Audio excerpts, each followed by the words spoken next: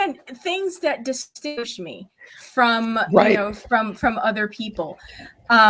So yeah, I capitalized on that. And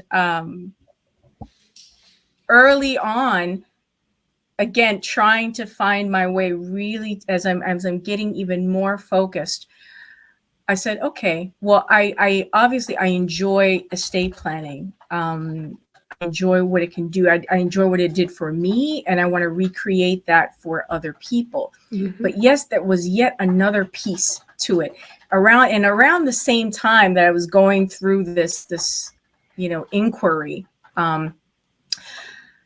I was working with a business coach at the time, and I had just moved to this office where I'm speaking to you now from in Annapolis. And she said, you've got to get plugged in to, with folks in Annapolis and maybe women's groups. So I happened to get connected, and I won't go into all that because that's like another, it's another half hour.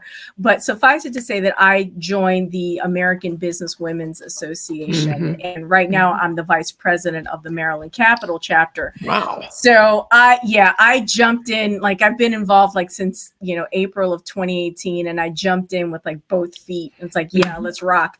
And here I am. But that was a way of getting plugged in. And the reason I bring that up and how it ties to what I'm ultimately doing now, it's that empowerment piece. I realize that what really brings me joy, it's not just serving women in particular. Why women? Because particularly when it comes to estate planning, women have really, abdicated their responsibilities. They've delegated managing their finances, managing their estate plans to the male, the other, in their life, whether it's a parent or whether it's a spouse. And, a lot of us, hey, I'm 52, and it was just the way things were. My parents are very, it's a very old school, not progressive, at all, but whatever. The fact is that this has been going on for a while, and it has left women, even professional women like you and me, at a disadvantage. I mean, you've heard of like women who sadly, they lose a spouse and they don't know how to balance a checkbook. Not that we're even using checkbooks nowadays. For younger sex, you don't know what a checkbook is. Right. It's a ledger. I take your point. Exactly. They don't even know, where do I find the financial information? I have no idea where it is. Yes.